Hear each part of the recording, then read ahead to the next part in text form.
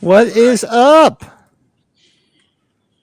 What's going on? Halloween 3! Halloween 3, Woo-hoo! man. We blew through Halloween 1 and 2. And now we're on. Did you ever think you'd be reading this many books? No, or listening. Or listening to them more often because nobody's reading books. I Yeah. forgot to grab my brother took it out for me. He forgot to give it to me. He wanted me to read it because I don't have a copy of it. He does. You don't So have Halloween 3, the book? it's one of the ones I don't have. No, I don't have it. Oh, really? Wow. So I didn't know that. yeah, I know. It's kind of like somebody like, well, you got. How's your copy? Is it mint? Do you got yours near you or? Yeah. I have two. I have 3 copies. This is actually, Yeah, this one is like, Jesus. this one's like minty mint. Holy cow! Look at that. It's shiny.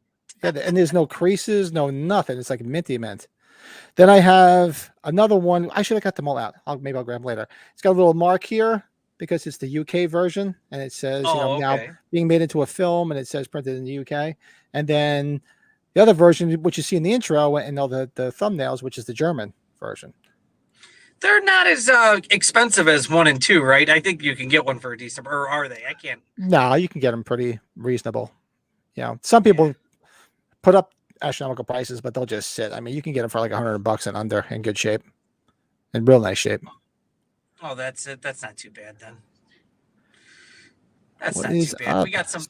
We got some people in the house, don't we? Stefan is back. What's up? He had enough of Stefan, the Halloween 2018 watch long list.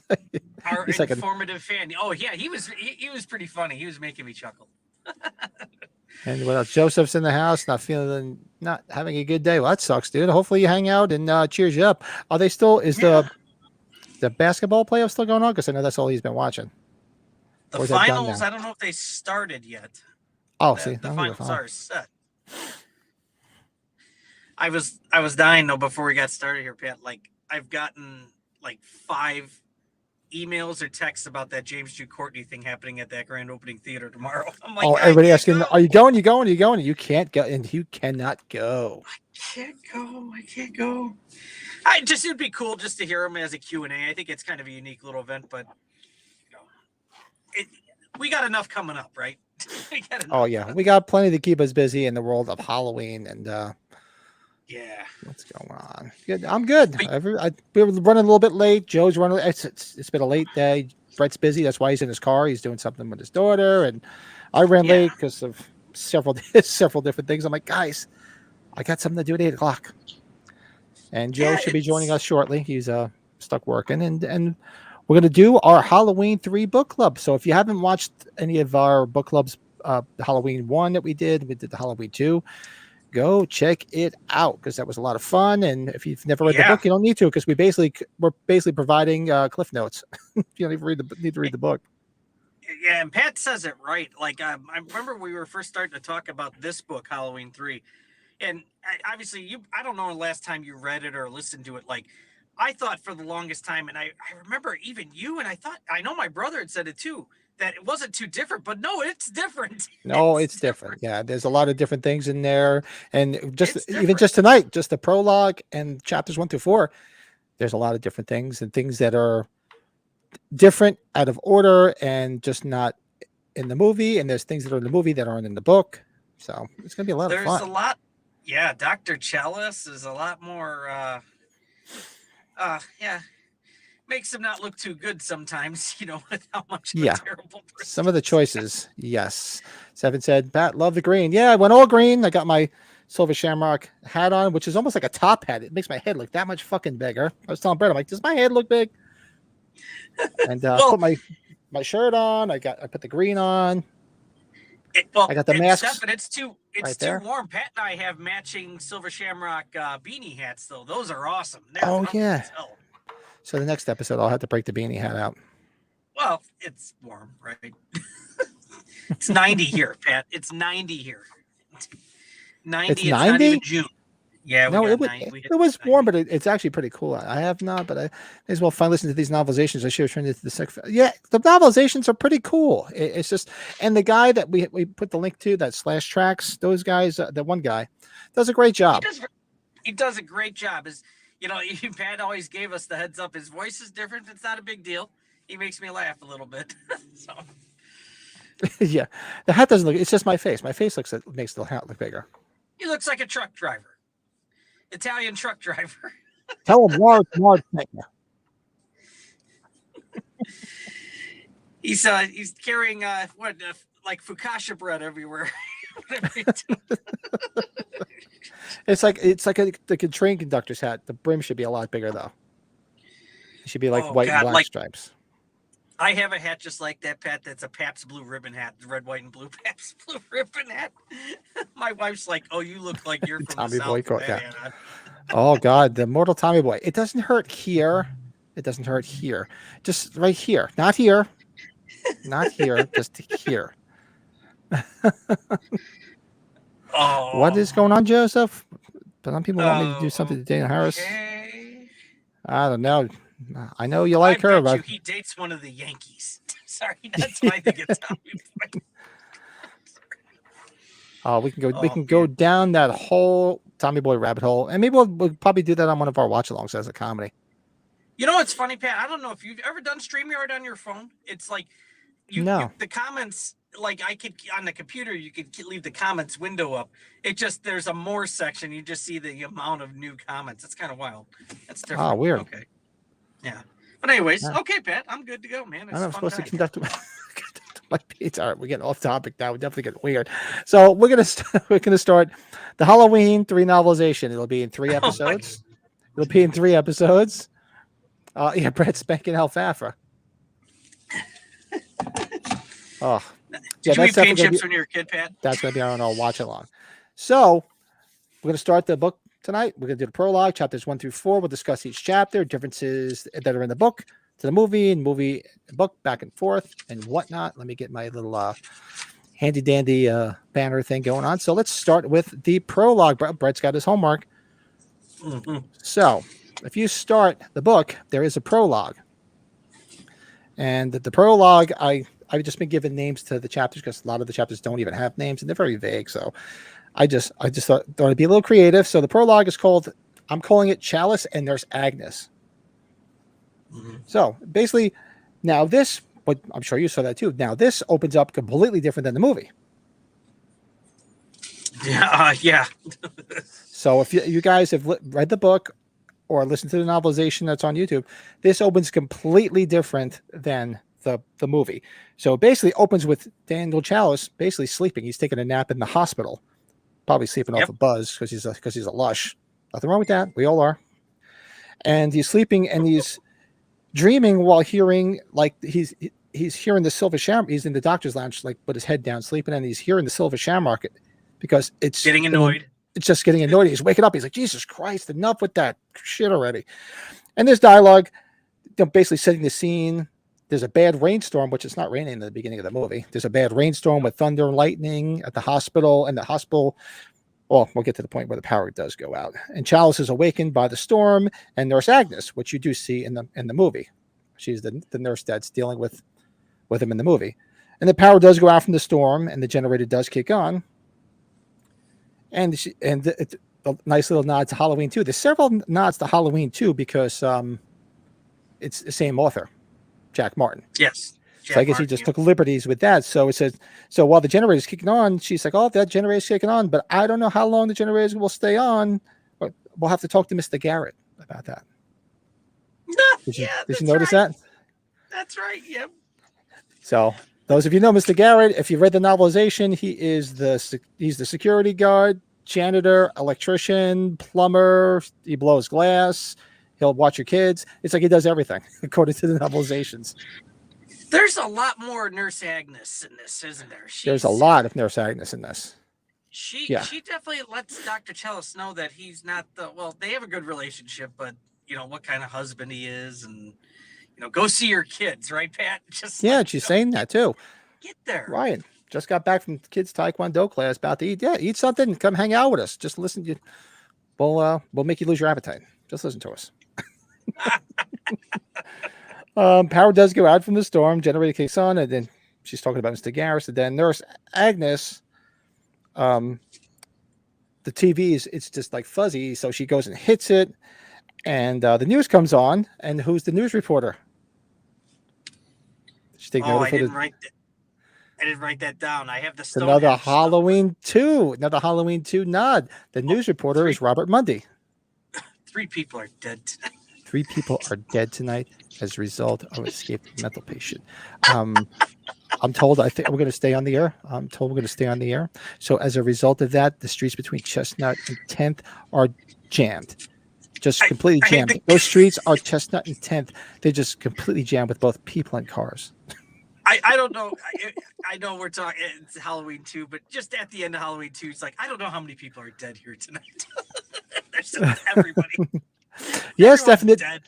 There's a lot of nods too, because Jack Martin did the Halloween 2 novelization. There's a couple of good nods in this. So there's a nod so far to Mr. Garrett, who is also working at the hospital, and the TV reporter, because if you do remember the TV reports, if you watch the film, they're talking about Stonehenge, how it's been stolen, and they said the TV reporter is Robert Mundy. I don't know. Did they say that in the audio version? I don't even ever catch him saying it, but I guess he did, because he reads it straight from the book. Okay. Right, says, I'm a sick fuck. Hard to make me lose my appetite. Nice. Ryan, you can go for a pizza with sausage, but no mushrooms. I fucking hate mushrooms. Oh, God. There we go. That's our bud. There's our bud. Of course, as Brett mentioned, they mentioned the Stonehenge theft is mentioned for the first time. And the Silver Shamrock commercial comes on. And one thing you do notice about this version of Nurse Agnes is she's very religious. She's using a lot of religious quotes. Very religious, right? But you feel like there's definitely some something in the air with her and Dr. Chalice still, though. Right. Yeah. Like, even in the movie, just like in the book, you'll hear she mentions, I think I should have married you, Agnes, because she's just like very like she's like trying to take care of him. She believes in him. She's she's a complete antithesis of his ex-wife, who is you thought she was a bitch in the movie? She's even more of a bitch in this. I think we might have lost Brett. Oh, no. Yeah, I'm here. Hold on here. Watch your video. You're all black. There we go. Sorry, text message came through. I better just take that off my watch. Sorry, I guess I just fuck up all the time. Where you going, college boy? You wouldn't believe how we had a time getting it here. You wouldn't believe it.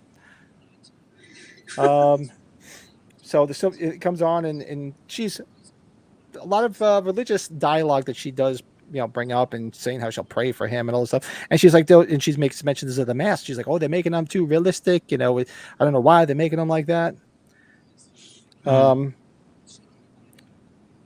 Then Chalice says, like, can you just turn it off? Because he just can't take the damn commercial already.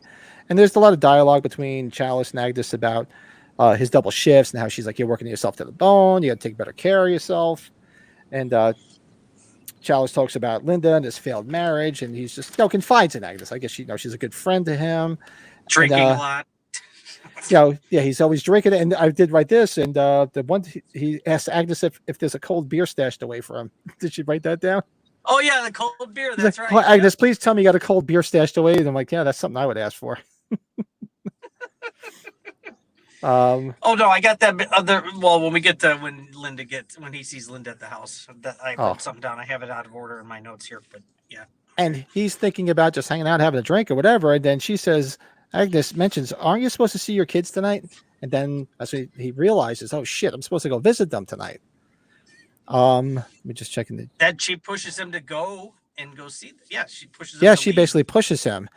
Is Michael in the book? Bring up the pager, right? There's a good thing that I'll bring up a little bit. So Stefan, hang around. Definitely something cool. What was that, Brett? They bring up that he's got a pager. I don't remember the pager in the movie. Maybe I'm wrong. I think when he was there with them and giving them the things, I think he got paged then. Did they remember? Then he called in. Yeah. Okay. He did. What's up, JoJo? Okay. Hey, gentlemen.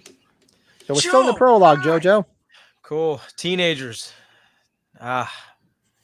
Teenagers. The pains in the ass. How about just kids, Joe? I'm sorry. Kids in general. I know. Kids. Prologue it. Let's prologue it. I didn't understand it, but let's go ahead. Well, we're up to the part where Chalice is up. He's talking to Agnes, Nurse Agnes, and she just reminded him, like, aren't you supposed to see your kids? And he's like, oh shit, that's right. And then he mentions that he has to pick something up for them, and she's like, well, they just want you. They want their father. You don't have to bring something. Yeah, it's because not that's the materialistic. mission. You know, as a divorced father, you know how it is, and that's the Oh. mindset. You feel like you have to keep bringing them something, but it's you they want. Yeah, and it's come to my attention that he's a shitty man. Yeah. Yeah, he's not necessarily That's a shitty exactly man. what we said, Joe. We He's were not like, necessarily a wow. shitty man. It's just if you listen to him, he just makes bad decisions. Yeah, Yeah, Poor don't choices. Don't his worry about priorities are buying them. His priorities Yeah, are completely his back-ass. priorities are fucked up. Yeah, even more Don't so worry in the about novel buying than the them book. something. They Yeah. want you. Yeah. Yes. They want you. They want to spend time. It's like with you. he has like any excuse or reason to not be there, or it's like any little thing. He blames the wife, ex-wife, all that stuff. Yeah, he complains about his bitter divorce and Linda's lawyer, how they're bleeding him dry. And then I did make mention, which you probably did notice, that Nurse Agnes has a lot more dialogue in this, and she's very religious, which is it's not to say it's a bad thing, but she brings up a lot of religious anecdotes when she's talking to him. He's like, "Oh, I believe in this, the good book, and God has a plan for you." It's all a lot of that, which you don't really see. But there's also not a lot of dialogue with her, except for the very beginning of the film. And that's actually how the prologue does end. It ends with him leaving to go get something for his kids. Now, that's what we were mentioning before you came on, Joe, is that the beginning of this book is completely different than the movie. Yeah, Way we're different. used to seeing an old man run down the street with a man. We hear that chariots of pumpkins, which I love that theme, and you're used to seeing him run.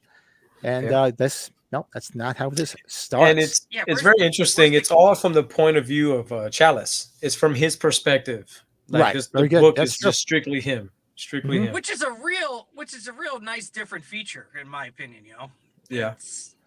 Yeah. It's following what he encounters, what he feels. It's all him. It's through his eyes. It's pretty cool. Yeah, he loves talking about how he thinks his ex-wife Linda's got a rod or pull up her ass. Didn't he say that? Oh, I did write that down. We're getting there. I wrote that one down. Yeah. I'm out of order again. See, That's I gotta okay. put this- No, you're fine. No. I'm glad. I made sure I wrote that down because I love that line. He said it twice. Yeah. That's awesome. But okay, keep on going, Pat. I'm sorry. So so that's basically how the prologue does end. That's basically Dr. Chalice and Nurse Agnes. It's an introduction to them, their relationship, and the hospital, which we never know the name of the hospital. But in the next chapter 1, Chalice and Raoul at the Stop and Start Market, Yeah. we do learn the name of the town, which I don't believe is ever mentioned in the film, to my knowledge. No. Santa Mira is where Silver Shamrock is, but in here we find out that the name of the town is Sierra Madre. Sierra Madre. Sierra Madre. Madre. Okay, Yes, hold on a it second. is. Keep going, Pat. Hold on here.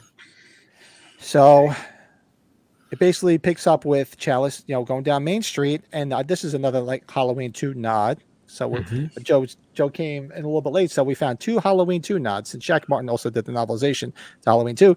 So it is mentioned that when they're watching the TV, that the newscaster is Robert Mundy. Yep. Yes. And in the hospital, when the generator kicks in, Nurse Agnes says, "Oh, I hope Mr. Garrett can keep that generator running." Yep. So when I was listening, I was like, wait a minute. I was like, nah, this is the wrong book. All right, never mind. Is like, this what? Mr. Garrett's doppelganger, or is it before Halloween 2? And here's another subtle nod too, because they talk about Chalice. He's going to it's late at night. He's trying to find a store to pick up some gifts for his kids, and says he's driving down Main Street to Chestnut. Yeah. Remember Chestnut? Yep, that's right. The streets are just Chestnut and 10th are just completely jammed with both people and cars. That's right. So So Chestnut is where Chalice is driving. It's mentioned that the town is Sierra Mesa. I'm sorry, not Madre, Sierra Mesa. And Chalice is driving around looking for a store to buy his kids something. And Chalice is thinking, as Joe mentioned, basically told from his point of view, a lot of this book. Chalice is thinking about his kids and Linda having a steel bar shoved up her ass all the way to her brain. I love that. That's right. He really doesn't care. Yeah, he really doesn't care for her too much. He really doesn't. And he's hoping she doesn't create the same for the kids, creating that the way she is, where she just won't bend. She's just that's my way, the freaking highway, because I'm a bitch about it. And Mr. Garrett, he's just hanging around. No, it did. So I mean, people didn't know about the hospital, because thinking, well, is that Haddonfield Memorial? No, because they're telling you in this novelization, they're telling you it's Sierra. It's what did I just say? It was Sierra Mesa. They're really promoting the whole Stonehenge thing on the news too. Did you say that, Pat? There's a lot. You see a lot of the nods to, of course, the Silver Shamrock rather, is in your face just as much as it is in the movie. But you do see several reports about the Stonehenge thing, which I only think you see once in the movie. Yeah, So just, it's at least twice in these first 4 chapters. Yeah, where they're bringing that up, and they just twice, I think. And actually, here we're going to get to it, and it's on the TV again when at the convenience store, right? At the convenience store, and when he goes to visit Linda, when the kids have the TV on. Okay. And this is interesting, which you don't see in the book, the movie rather. We find out that Chalice's kids' names are Bella and Willie. Yeah, he mentions them a lot. Yeah, mentions them a lot. Exactly. I always think of that too, Stefan. No, we're not going to fucking do Stonehenge. Guys, big Spinal Tap fans. Oh, that's man. Funny. Oh, that's right. They bring the little dwarf danced around the Stonehenge. That's funny. Go back and watch my top 10 cult films. It was in my top 10. It was high up on the list. One of my favorites. Tommy Boy rampage with Stefan before Joe. Tommy Boy rocks. Yeah. Oh my god. Alpha, or does he date one of the Yankees? Love that fucking movie. So he stops at a convenience store called the Stop and Start Market, where Raoul works. Right? Raoul. Yeah. And then he's standing there. He's about to walk in, and 2 cars come flying into there. It's like these 2 rednecks. He looks like biker guys. He mentions, or like people that work outdoors with their hands. And this is another nod to the Halloween 2 novelization. Now, if you remember in Halloween 2 novelization, when Deb, the producer, is driving towards the hospital, and she stops, and that redneck guy pulls over in the truck drinking a beer and tries to help her change the tire. Jack Martin makes notice that he pulls up in that truck and he's got Marshall Tucker blaring on the radio, and he mentions that these 2 guys have Marshall Tucker blaring on the radio too. Sweet. So I'm like, he must. So Jack Martin obviously identifies rednecks with Marshall Tucker, or he's just a big Marshall Tucker fan. So what are the other? He's like, I might as well keep it in the universe. So keep it in the universe. That's right. I hadn't realized that, but then when I back and listen to this again, I'm like, wait a second. He mentions Marshall Tucker in the last novel too, with the redneck guy who was drinking the beer that tried to help Deb change her tire. That's funny. So I'm just pouring. He looks. So he goes in. He's looking around for gifts for his kids, and I don't know. He makes mentions of this, which I'm sure it's not something real. Shuttle shoes. Oh, yeah. Which are the roller skates with clear wheels and has the shuttle. It just goes to show the time frame. It's 1982. It has the Space Shuttle Columbia on it, and apparently has a radio built in. Something I would have loved back then.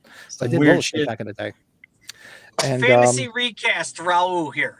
I'm thinking Luis Guzman from Waiting. Oh gosh. Or we bring another Halloween alumni. Bring some Danny Trejo in. Hey, the Batwing. The Batwing. That's right. The wing. That's right. The Batwing. He puts it under his legs. I'm sorry, Patty. That's okay. Hey. I love that movie. I'm sorry. That's another watch along, guys. Do you like that movie, Pat? Yes. Yeah. Yeah. Michael was going to kill Deb, but does this happen? Michael kills Deb in the H2 book. He's in the trunk. And I read that. Yeah, that scene was supposed to be filmed, but they cut it out. To my knowledge, it was never filmed because I'm sure it would have made it somewhere. But I thought it would have been kind of cool from the H2 novelization. Imagine if Michael Myers would have killed Dana Carvey. Be like Wayne just that killed would have been awesome. How great would that have been? Because later on he would team up with Mike Myers. That would have been perfect. Right. They could have worked that into their. They could have worked it into the actor somehow. That would have been funny as hell. That's awesome. Yeah. 2 cars. Oh, so he's looking around. He sees the shuttle shoes with the radio with the space shuttle. And he makes mention that he does see this. I wrote this down because I thought it was funny. A painted alabaster hooker at the checkout. Yes, that's. And the 2 Hicks are standing there with. And the 2 Hicks are standing there with 6 packs of Old English. Oh wow! So he's really painting the rednecks in a bad light. Good old OE. Hey, he had his half a pint of red. He had his wild turkey, right? Yep. Yes, he does. Half a pint of wild turkey. He does ask for the pan. Yeah. So Chalice, thinking of how, and while he's sitting there, he's contemplating because it's very, like Joe mentioned, it's very much in his head through this whole book. Thinking about how people are, he's seen people just like robots, how they're acting, and he's making notes of the camera that's watching everybody. And there's like sort of like, I guess, an homage to the androids in this film. Chow's thinking about how people are acting like machines and wanted to become like a machine. And then what happens? He encounters these machine people later in the film. Yep. So I did get that. He sees a witch decoration that reminded him of Linda. Does not care much for Linda, I'm telling you. Does not like Linda one bit. No, yeah, he definitely don't like that ex-wife, causing him a lot of money. The house that I built. Yeah, exactly. He's very angry. The house that I built. He's bitter. And all the money I'm sending, I never spent this much money on the kids, even when I was living there. That type of shit. He's just very bitter about what's going on. While Chalice is at the counter looking for gifts, the TV switches to Robert Mundy again, and there is another news report about Stonehenge. So there's the second mention of Stonehenge. The second, okay. I think so. They're really kind of like hitting home what's the agenda here. They're trying to let you know that it is definitely Stonehenge. Yeah. And now we're gonna do fucking Stonehenge tonight. 13, and this was an odd reference because the TV commercial. Shelley Winters, the early years, starring Melissa Gilbert, is coming on tonight or something like that. And which I'm like, I don't even think that's a real movie. And that is the most obscure reference of a movie to make up in history. Why would you think of Shelley Winters? That she was playing Shelley Winters, right? And Melissa Gilbert from she was on Little House on the Prairie. Melissa Gilbert. And Shelley Winters, Jesus, everybody probably knows her from the Poseidon Adventure. I mean, she was in a lot of other things, but it's like that was the most weirdest reference. Why would you like? Coming up tonight, the Shelley Winters story. Shelley Winters, the earlier, starring Melissa Gilbert, is like, okay, that's just. I wrote it down because I'm like, that's the weirdest thing to put in a book. 3 people are dead tonight. Three people are Robert Mundy dead stuck tonight. in my head again. I know I'm gonna have to put that as one of my clips. I have to dig it out of page 2 and put it as one of my little clips. For some reason, I mentioned before, he does get fixated on the security cameras and how everybody's watching, and I'm watching them and they're watching me watch this and watch that. He's just very bitter. Father and son, and then a father and son walk in to buy. The son's looking for silver shamrock mask, and the boy wants the pumpkin. It's noted, but it is noted that when they ask for the price, they're $2.99. $2.99, yeah. And he's like, "Well, that's really cheap." And I'm thinking, well, he probably made them cheap so everybody could afford them. So the more kids that have it, the more kids they could kill. That's right. Yeah, Oh, I'm sorry, Joe. No, it's okay. I was gonna say you don't want he wants to kill all the kids, not just the rich kids. He wants to kill all the kids. He wants to kill all the kids. Yeah. He wants to get them all. It's quite interesting that Chalice is noticing that, right? With what's going to be happening with the cameras here when we get the silver shamrock, right? That's exactly. It's like they're all making mentions of things that are going to build up later. Yeah. Yeah. So that's why I like Jack Martin's writing style, and I liked it in H2, and I'm liking it here because he's making you. I mean, if you had never read the book, and then you got to those parts, you'd be like, "Oh, he did make mention of this earlier in the book. We just know it inside and out, so we know what's coming. So it's cool." I like kind of like the first person point of view because it allows you to kind of be Chalice for a second. Like while you're reading the book, you're kind of experiencing and you're paying attention to all the little things that are happening. So it's not like you're looking at a big picture. You're looking at what's happening as it occurs. Yeah, that's a good point, Joe. I think when you read these books, like especially we even saw that with Loomis in the Halloween books. It's a nice feature when you read the books. It's just a little bit different than what you see in the movies. So. And here you almost and you're in his shoes and you almost want to yell at him and say, don't do this, do that. It's like you almost want to correct him, but you're powerless because he's going to make the wrong decision no matter what he does. You have to follow the book. He loves his women. Yeah. Does he? He's a player. Oh, I don't fault him for that at all. I don't. Not one bit. And then the boy that wanted the silver shamrock mask appears to be kneeling in pain and vomited. So, and Child's like, "I'm a doctor. Let me take a look." And it turns out the boy was playing a prank, and he had the fake vomit, like the silver shamrock fake vomit. Yeah. So that all played out. That scene in the stop and start. Chalice does get cheap and does buy the cheaper masks and a pint of wild turkey, as we mentioned. That's man after my own heart. Yeah. No. And then he's thinking about the boy that was just there and the father, how they had a great relationship, and he's holding hands, and he's thinking about his boy, Willie, and Linda won't let him call when he wants, and he slipped the number to the hospital to call, and she doesn't let him call, so she's kind of a bitch. Big time. Oh, and as he leaves the mart, he thinks he sees. This is where it plays into the. This is where it's a little confusing, and I didn't listen to any further because it's been a minute, and I'm trying to remember where this plays in. When he first gets there, because I'm making note of it again, because when he leaves, when he first gets there, as he's getting out, he thinks he sees a tall figure walking. Mm-hmm. You remember that? Oh yeah. And then a car comes, and then the figure's gone. It's gone. And then and then as he's leaving, he thinks he sees another tall figure lurking around, just like when he got there, and then he's making mention of figures. Like, oh, was that the boogeyman? Mm-hmm. Which is odd. It was. So now he's a little nod. Now he's seeing shit. Like, what the hell? What's going on? Is he seeing the Silver Shamrock guys? I'm guessing, right? The bots. Is that what you're supposed to assume? I don't know. Either that, or it's like that's the nod to Halloween, because I don't know. It's just because there's no more mention made of it. You don't hear it again. Yeah, it's kind of like he's like spooked out in a way. Like he's seeing things. He feels uneasy about the camera situation, and he's thinking about like he's very unsettled. Like he doesn't have a good vibe right now. Yeah. No. This book ends like Goosebumps, but doesn't it? Yeah, it kind of does. They put that boogeyman thing in there to kind of just let you know further how he's kind of, he's uneasy. He's definitely slipping. And that is actually how chapter 1 does end. And then, so it's Chalice and Raul at the Stop and Start Market. And no está queriendo, Raul.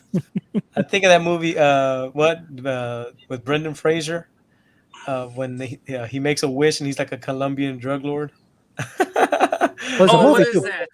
Bedazzled or Bedazzled with Elizabeth Hurley. Yeah. Yes. Elizabeth yeah. Hurley? He's like, No está queriendo, Raul. remember? he rips off his mustache. That's so good. Oh man. What's that? I knew it. So you think of stuff like that too, huh, Pat? But why don't we get down to doing it? Stop talking about it and get down to doing it. Oh no! Oh damn! Me and Brett can leave. We'll leave. On that note, off to Steak and Shake. No. We'll give you some Podcast just took a turn. Some alone time.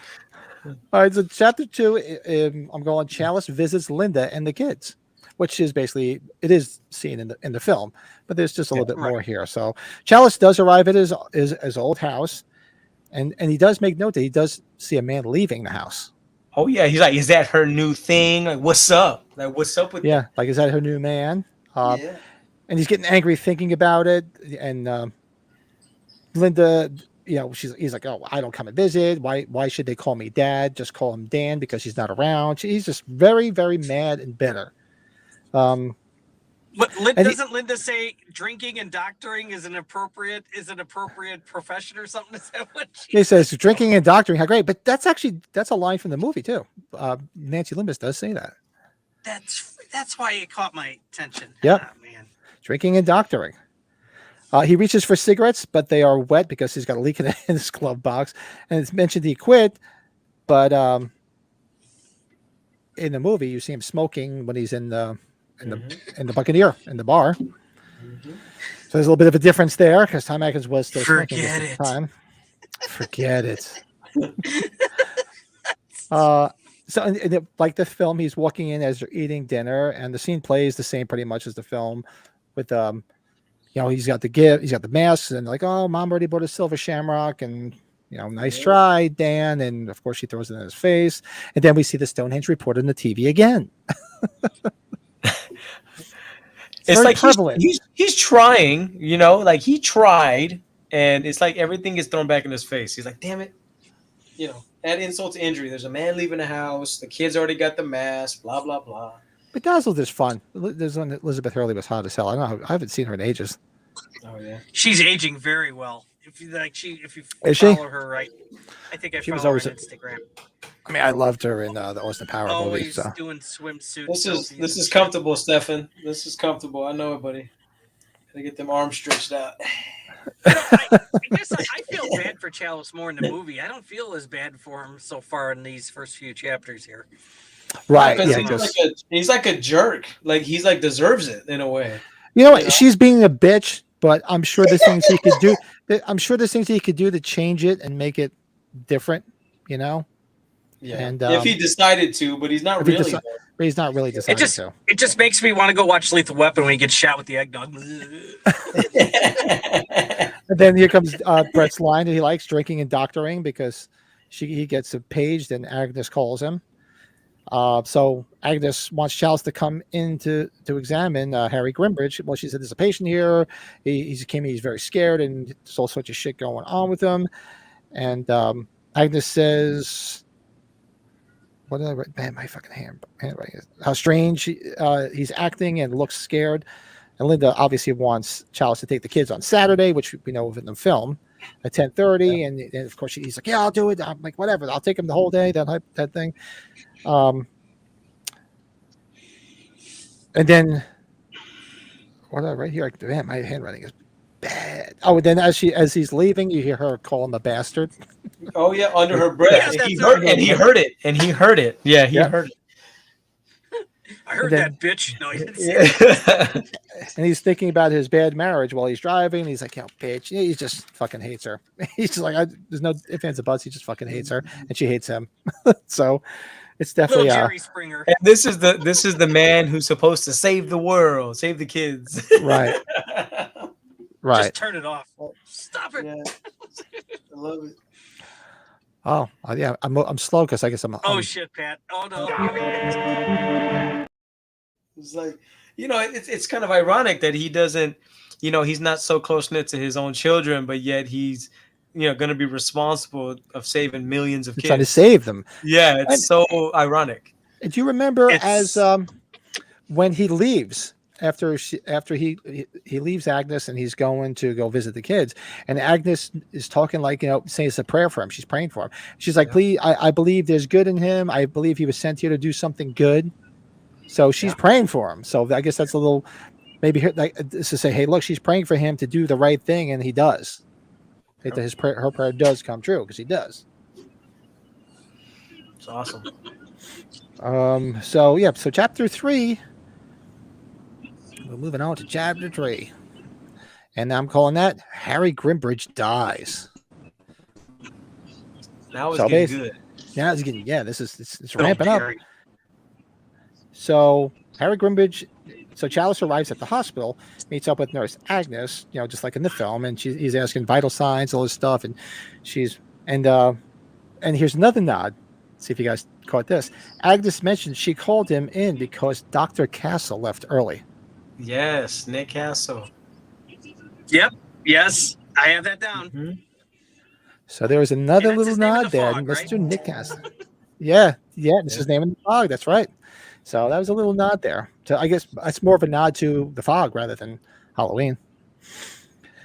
And the police were there, and they were getting info on Harry Grimbridge, and so is the gas station attendant, Mr. Jones, and he tells the same story that we saw in the film, because you don't see that opening in this book, where he's running and ends up at the gas station. So he's like, oh, he was just came and he was crazy and he just collapsed, and I just wanted to do the right thing and bring him. So basically everything you saw in the film, but you just don't see what happened before him being chased by the androids.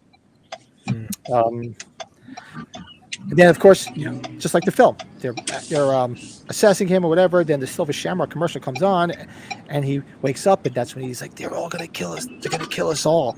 All the thing like in the film plays out. They sedate him, and the guy's like, "Can I leave?" So he leaves, just like in the film, because and Chalice thanks him for bringing him in and everything. And Agnes is going on. She's like, talking about how frightened Harry was, and how Mr. Jones was the gas station attendant, how frightened he was too. Yeah. About what was going on. And Chalice mentioned how scared they were when he's like, yeah, but did you see how they got when that Silver Shamrock commercial came on and how weird they got? So he was just like, what the hell was that all about? What is he talking about? What's going on? What's up? That Brett, you driving? I just stopped. I'm good.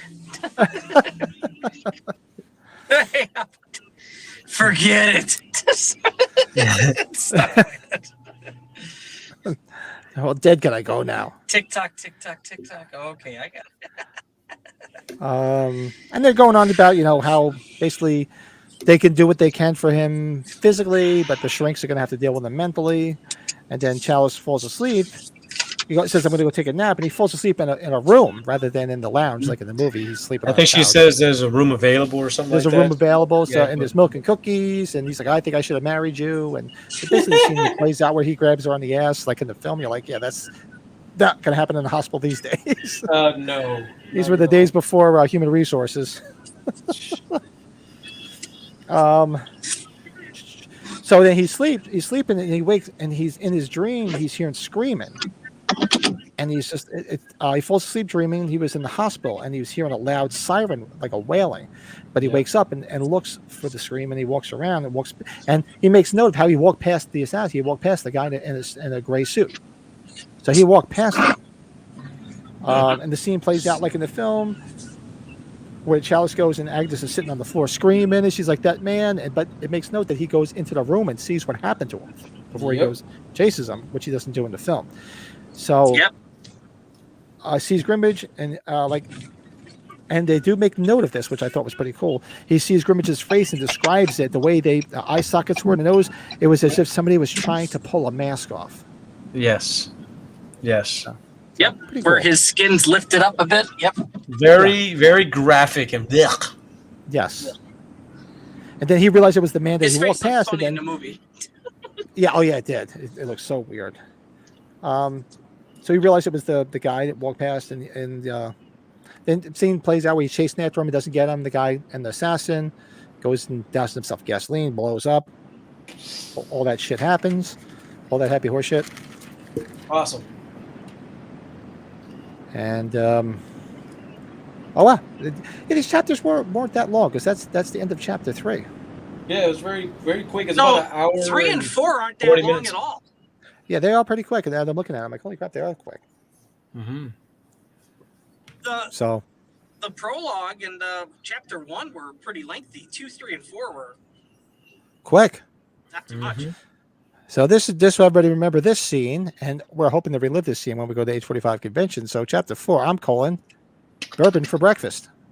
That's right. Yes. Mm-hmm. So,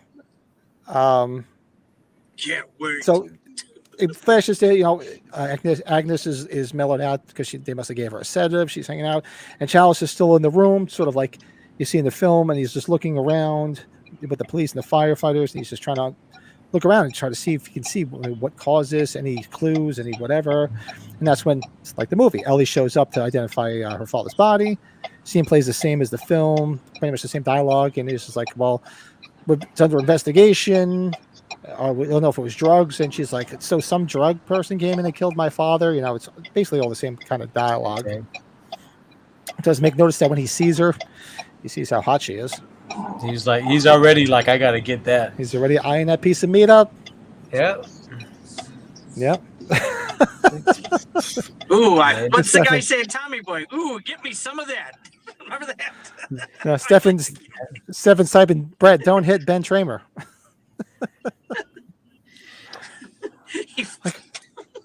That Veronica Vaughn is one fine piece of age.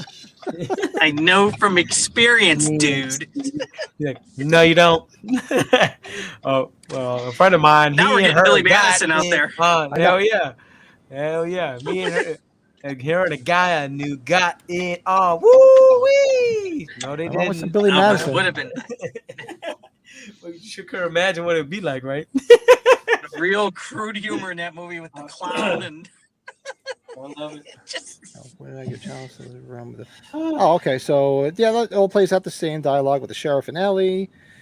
Chalice is upset and thinking about how this happened, and it was under his watch, and so he feels responsible.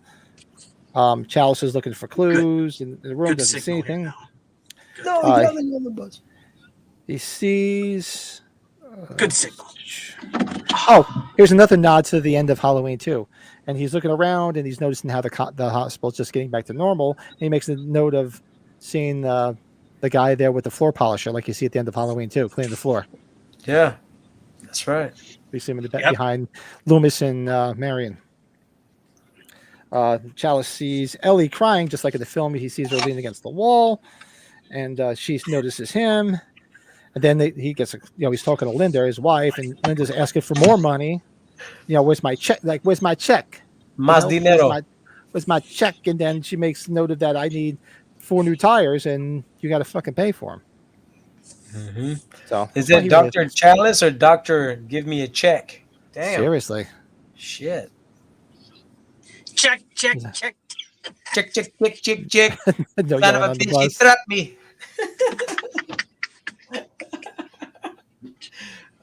Was that? But later, hey kids, it's me. I bet you thought that I was dead, but when I fell over, I just broke my leg and got a hammer. That's the clown, Billy Madison. Billy Madison the clown. I love that fucking scene. I mentioned, you know what, too? It's the penguin and Joe, the penguin and Little Nicky. Remember that? Yes, it's ladies. Yeah. But Stefan, you gotta sing it, Stefan. Hey kids, it's me. I bet you thought I was dead. That's the best. That's great. Where was I? Sorry, Pat. We're totally distracting you, but no, I don't care. That's fine. I just lost my place. Okay, so yeah, she's asking for more money, pay for my tires, bitch. And then makes notice, and that Chalice does go to the funeral, and then she does look and notices that he's there at the funeral, which they mentioned in the movie in the bar. Yeah, you don't actually see the thing. So then they flash the Chalice having bourbon for breakfast the next day at the. Well, it's never mentioned the name of the bar, but the bar is the Buccaneer. Is it still a Buccaneer, Brett? When you went out there? No, it's but they call it the Buccaneer for the thing, obviously for the convention. Yeah, they changed real it man. Supposedly. It's a real man's breakfast right there. That's it, man. Bourbon for breakfast, baby. That's it. Dude, bourbon and eggs. Be so much fun. That's gonna be so awesome. Oh, I can't. It's like one of the things I'm looking forward to the most is just going to the bar and having a beer, having a drink with Atkins. TV at the bar scene plays pretty much the same. Where he's talking to Charlie. We learned the bartender's name is Charlie. Well, he actually says Charlie in the film too.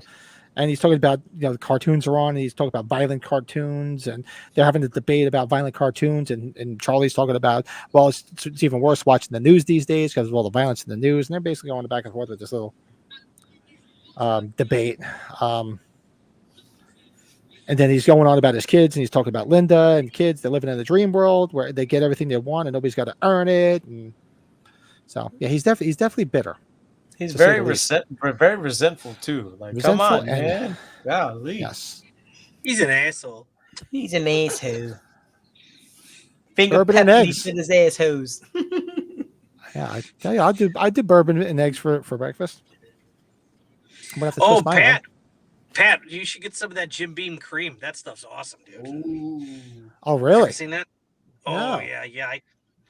I chilled. I put it on ice cream because I'm not the biggest coffee person because it's something that people like in their coffee. But yeah, I don't drink coffee. Oh wow. You're gonna get drunk and have the shits. That's awesome. I looked for that Lagunitas today too, Joe, at the grocery store. I'm gonna have to find it. Oh yeah. I need some 0 calorie, 0 alcohol. Come on, man. It's just something. It's like a little filler. You can have beers here and there, but it's a filler, man. It's good. Yeah, I've been drinking so much beer lately. I'm gonna need that too, and I'm still having another beer. Yeah, I should try to take a break until the end of September, but that I'm sure that won't happen. It's not going to happen now with the summer here. The winter time I could easily do, but not in the summer. So he's resentful with the wife. Oh, and Chalice asked to change the channel, and what plays? Halloween trailer. The Halloween commercial, and it's a little bit more of the longer intro where showing the girls walking home from school, and Chalice is thinking how Annie reminds him of his ex Linda, and who played it, his ex-wife. Yes, awesome stuff. That to me was the best part that stuck out about all 4 chapters. I was like, dude, that's so fucking cool the way they were describing the fucking movie in the trailer while you're reading it. I was like, it's fucking badass. I was like, fuck yeah. And they show and it also makes notice that they show the hedge scene too, which you don't see in it either. Then Charles asked to change the channel again this, of course, the Silver Shamrock commercial comes on. And that's when Ellie walks into the bar, which you see in the film. And pretty much the same dialogue about the nurse telling him where to find her. And Tell her I love her. It does make that does make note that Chalice is talking about how he does have a buzz and he's trying to focus on her because I guess he was a little buzzed. And then she asks Chalice, does he do this every Saturday morning? Like sit there at 10 o'clock in the morning and drink bourbon? You eat pieces of shit for breakfast? you eat pieces of shit for breakfast? No. No. Yeah, I'll never get used to calling her Nancy Kais. To me, she's always Nancy Loomis. She's Nancy Loomis. Always and forever. She's the former Mrs. Tommy Lee Wallace. That's what you could always call her too. You always call her that too. This is Tommy's. I don't Tommy think Lee's she would ex. like And that. he does, and it's funny because he's talking about he's sitting there in the bar at 10 o'clock in the morning drinking bourbon, and he says, "No, it's a special occasion. I'm supposed to pick up my kids later and take them bowling and to the Fun Factory. So you're gonna get drunk, and to bring your kids in the car, and then take them out." Yeah, that's the guy. Yeah, that's the guy I want to go to bed with. That's safe. That's the guy I want to go to bed with. Priorities, man. Priorities. He's responsible. Yeah. He's a responsible And this is doctor. this is just where you just want to say it's like he's you think he's a good guy, but he just makes the stupidest decisions. You know what? How come they haven't joked about him and Dr. Mixter getting fucked up together? Because he's a lush too. Yeah, Mixer was a drunk too. Yeah. He was a drunk. Give me some coffee. Give me some coffee. Give me some Johnny, coffee. this is I gonna be gotta coffee. when was the last time you had a tetanus shot? Oh my god. He's like, Accidentally gets her in like the shoulder. Oh. he's like the doctor. Did you ever see the Cannonball Run Oh yeah. with the doctor in the back of the ambulance with Burt Reynolds and Tom DeLuise and Farrah Fawcett, and they hired that weird guy as a doctor, and he's got the big long needle. He's like, well, I have this. He's all fucked up. Yeah, he's going.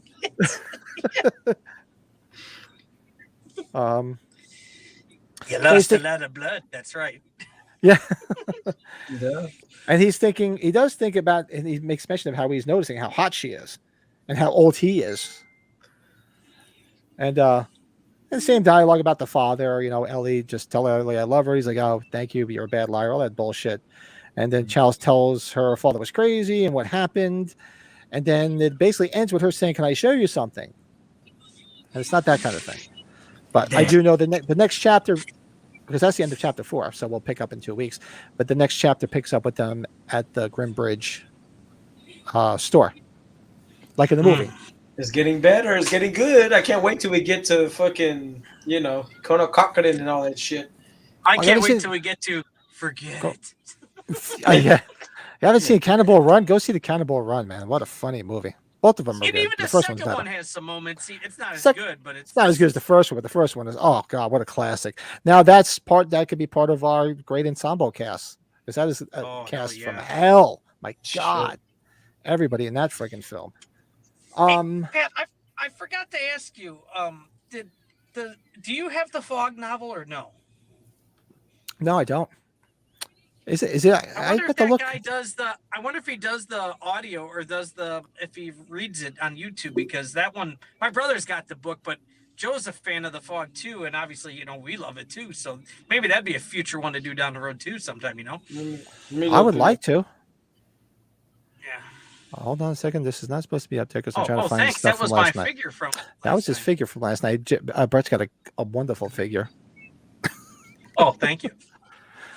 So those are the first 4 chapters. So it's really building up, and it does leave you. I mean, since we stopped at 4, it basically leaves you right here. It's actually a good stopping point. Like, I want to show you something, and then boom, we're done for the next 2 weeks, and then they're going to end up in the Grimbridge store, and then that's where she's going to convince him to say, "Hey, come with me. Come with me to find my father. Who did this to my father?" Completely completely ignore your kids, blow off your kids, and come help me find who killed my father." Basically, is what he does. Prepared to die. Oh, that's what, Princess Bride? Yes. You killed my father. Prepare to die. Enigno Montoya, or what's his name? Yeah, something Yeah, like that. Nino Montoya. Yeah. Montoya. Yeah. That's right. Let me tell you something. It's So awesome. that is the first 4 chapters and the prologue.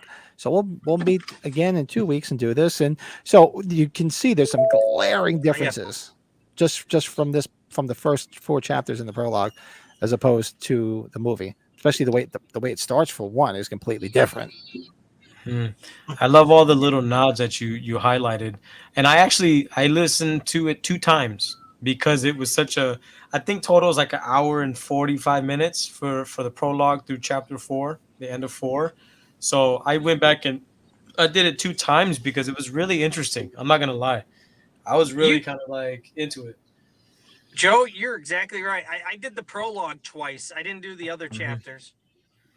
But I did the prologue because I was like, "Oh God, this is so different than the movie. I have to make sure I keep track of some of this." It's something that was like, okay, I can deal with this first person point of view. I see how his mentality and why he feels like, he's taking on this upcoming challenge because he's kind of bitter. He's pissed off at his ex-wife. He's not the best father. He doesn't make good decisions. Great, he feels kind of weird and off. Like it's like they're setting the stage for his mindset as he begins this fucking story. You know what I mean? It's getting good. Moody did it 2 Yes. times. That's Oh, what she said. we haven't done that yet on the podcast. I thought we did. I know we did the 90s and the 80s. Have we done? We haven't done the love for the 2000s horror movies yet. So we have to add that into one of the lists of one of the subjects for the podcast coming Yeah. forward. I thought we did it. There's some good ones. Some good Yeah. 2000 movies. Can't wait. So yeah, there's a lot of glaring differences. So far, what we've noticed that's different is the beginning is completely different. Mm-hmm. The way it pans out, you don't see why he's running or whatever because there's no mention of it. There's a lot more backstory. You do find out what his kids' names are. You do find out where this town is that they live in. So there's a lot more cool stuff in it. It's interesting. It's going to get better too. There's a lot of other cool stuff from what I remember. Yeah, you're not as curious about the Silver Shamrock stuff as much in these first few chapters. It's just kind of getting to Chalice's mind what's going on. Yeah, seeing his mindset and all the bad choices he's going to make as he moves forward. And somehow all these bad choices lead to him getting a lot of ass. I don't understand how that works. I don't understand how that works. He's like, let me just keep making bad decisions and getting laid. Hey, come on. What's wrong with that? It's because it's Tom Atkins, damn it. That's why. He's the man. So that is our book club for tonight. That's the first 4 chapters. The prologue will meet 2 weeks from today.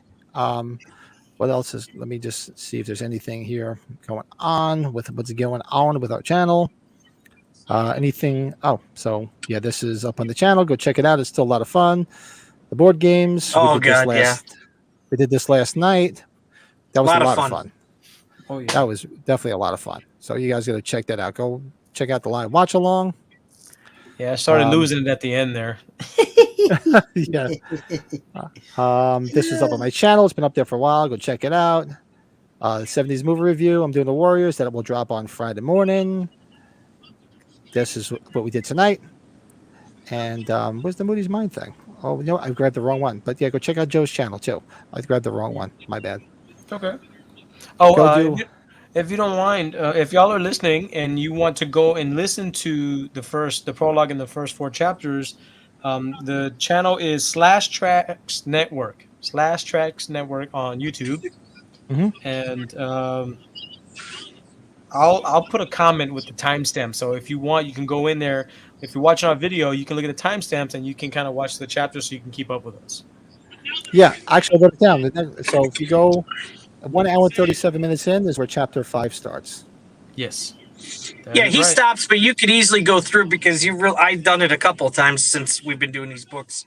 I'll go past it. I'm like, oh, geez, I didn't realize that was in chapter 5. Yeah. So that's a good point, Joe. He does a good job with them. And anybody watching this after the fact, there's in the description of this video, I have the link to that video as well. Yeah. And all the other links for all our stuff, all the happy horse shit, like, subscribe, pull my finger, anything you like to do. Stefan. Moody, yeah. Or I could not. Come on, man. Come on, man. Stop it. Stefan's on a roll. I love it. He's on a roll. Brett's quiet now. I guess we haven't done the Our Love of the 2000s. It's hard for me to stay quiet. Halawaha! Halawaha! What is it about good sex that makes me have to crap? Whenever that's the other thing that's different, Pat. Whenever you pop in one of those, like it mutes on the phone. I'd never seen that before. It's like I can't even hear it. I got to unmute it if I want to hear it. That's weird. I don't understand why that happens. That's strange. Well, I'm ready, gentlemen. Yeah, we'll call it a night. Everybody like, subscribe, all that shit. Go check out Moody's Mind. He's got some good updates on the Texas Frightmare from the last weekend. We'll pick up with this in 2 weeks. We'll be back this Sunday with another live podcast. And I was going to tell these guys afterwards because we have to plan the podcast. I did, and my phone was just going off. So let me just see if it's him. But I did have a confirmation. 1 second. That 9 o'clock this Sunday we will have Dustin McNeil on. Oh my God! The shit has hit the fan. So we'll be talking to Taking Shape books this Sunday night. Well, our podcast starts at 8, but he won't be able to jump on until 9. But we always go long, so we can get everything out of the way and then just talk the two. There they are, the two Taking Shape books. If you've read them, join in. If you haven't, because there's a lot of reading in both books, and the books are really, really good. Awesome. And they're both on Audible, so you can catch up with them on Audible. If I have a preference, volume 2 is better. That guy's going to be on the show. Check it out. So we'll have Dustin McNeil on. And he's done a Chucky book. He's done a Jaws book. He's done a couple books. He's done a Phantasm book. Ooh, the Phantasm book. How about that? Yeah, so where's the I'm looking audio? forward to it. We have audio. I don't know. Are you able to hop on it, Brett, after this for a few minutes to plan this weekend, or you have to go? I just got to get my son something here, and if you guys can give me probably like 10, 15 minutes, I can get back on with you guys. Can you hang out, Joe, for a few, and we'll just chat? All right. Yeah. So, everybody, thanks for watching. We will see everybody on Sunday, and that's basically it for this lovely Wednesday evening. And make sure you go read the rest of the chapters, and we'll see you guys in 2 weeks.